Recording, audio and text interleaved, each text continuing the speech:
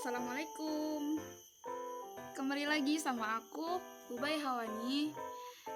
Di sini aku bakalan bahas materi tentang kelas 12 lagi pastinya, tentang unsur-unsur golongan utama dan unsur transisi periode keempat serta kegunaannya. Oke, jadi langsung aja aku mulai materinya. Aku bakalan ngejelasin materi yang pertama, yaitu tentang unsur-unsur golongan utama.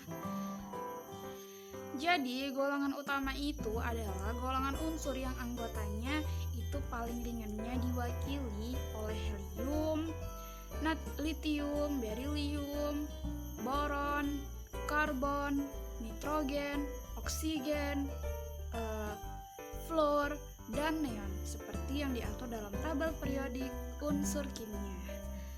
Nah, jadi golongan unsur-unsur utama itu terdiri dari golongan 1A, 2A, 3A, 4A, 5A, 6A, 7A, dan 8A.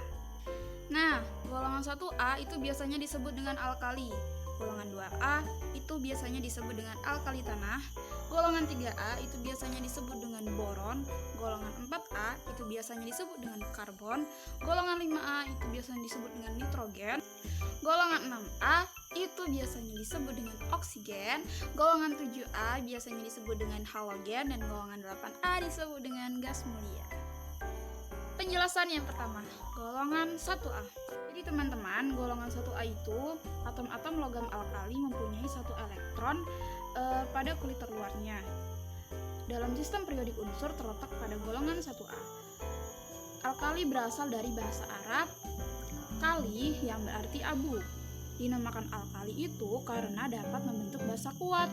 Golongan 1A itu terdiri dari hidrogen atau H, litium, Li, natrium, Na, kalium, K, rubidium, Rb, cesium, Cs, dan fransium, Fr. Kalian udah belajar ya di kelas 10. Golongan 2A. Nah, golongan 2A itu sering juga disebut dengan golongan alkali tanah.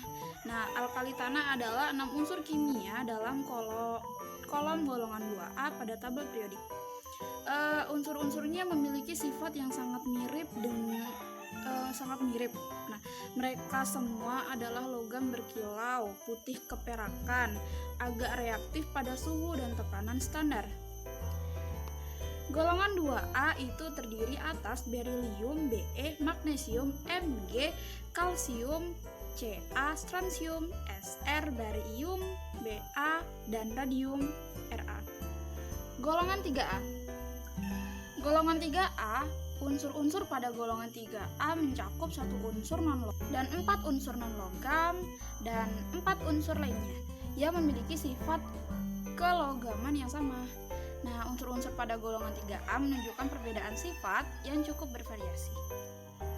Untuk golongan 3A itu terdiri dari boron atau B, aluminium, Al, gallium, Ga, indium, In, dan thallium, Ti. Nah, untuk golongan 4A itu merupakan salah satu jenis golongan dalam tabel periodik unsur. Unsur-unsur tadi dikelompokkan ke dalam satu kelompok yang sama karena suatu alasan, dan masing-masing unsur pasti memiliki perbedaan yang tidak dimiliki oleh unsur lainnya.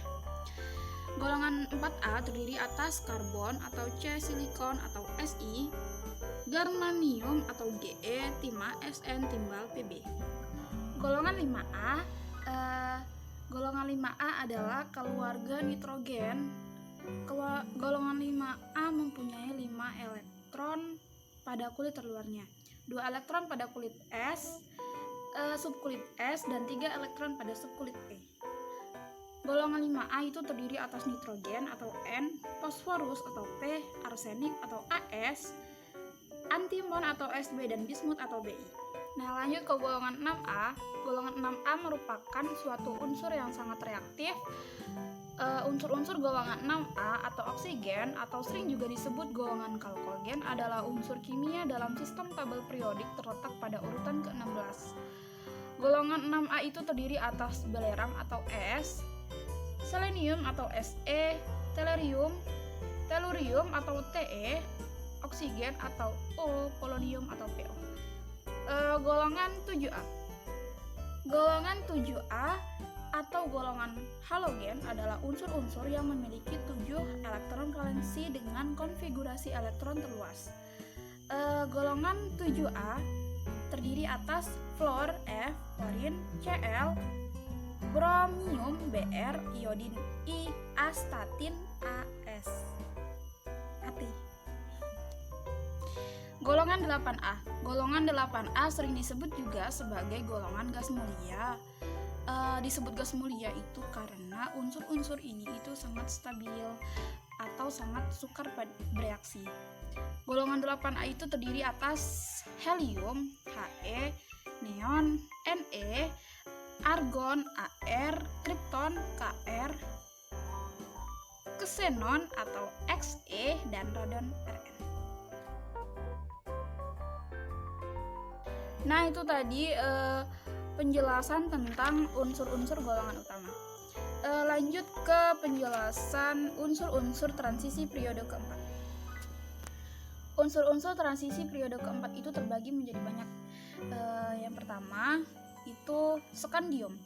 Skandium digunakan dalam paduan aluminium skandium untuk komponen industri, aerospek, dan untuk peralatan olahraga seperti rangka sepeda, pancing, tongkat besi golf, dan pemukul bisbol. Yang kedua, titanium. Kegunaan titanium ini banyak digunakan dalam industri dan konstruksi. Nah, kegunaan yang pertama, titanium itu digunakan sebagai bahan konstruksi karena mempunyai sifat fisik yang rapatannya rendah, kekuatan strukturnya tinggi, tahan panas, dan tahan terhadap korosi. Yang kedua, titanium digunakan sebagai badan pesawat terbang dan pesawat supersonik karena pada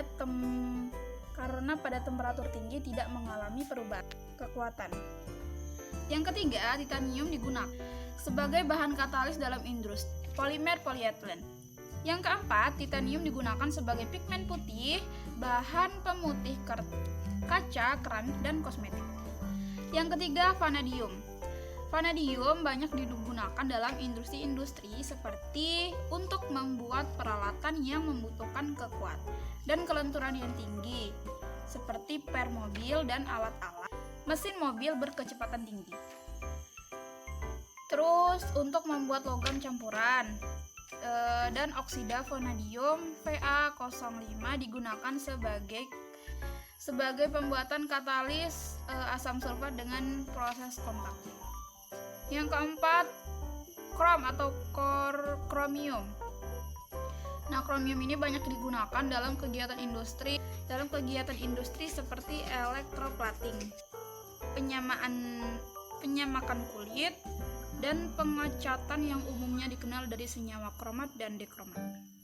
Yang kelima, mangan. Mangan dioksida itu digunakan sebagai depolaris sel dan sel kering baterai dan untuk menghilangkan warna hijau pada gelas yang disebabkan oleh pengotor besi. Yang keenam, besi.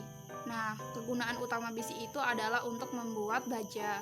Nah, salah satu baja yang terkenal adalah stainless steel yang merupakan baja tahan karat.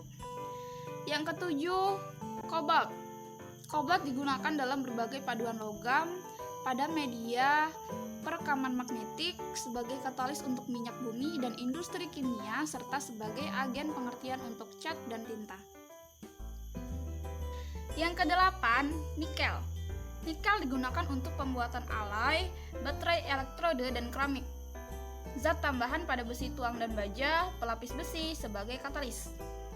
Nah, yang kesembilan, tembaga.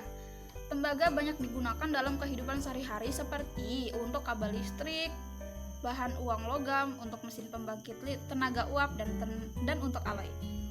Yang terakhir, seng. Nah, seng digunakan. Nah, sekian penjelasan dari saya. Kurang lebihnya itu saya mohon maaf, kepada Allah saya mohon ampun. Jangan lupa like, komen, dan subscribe. Assalamualaikum.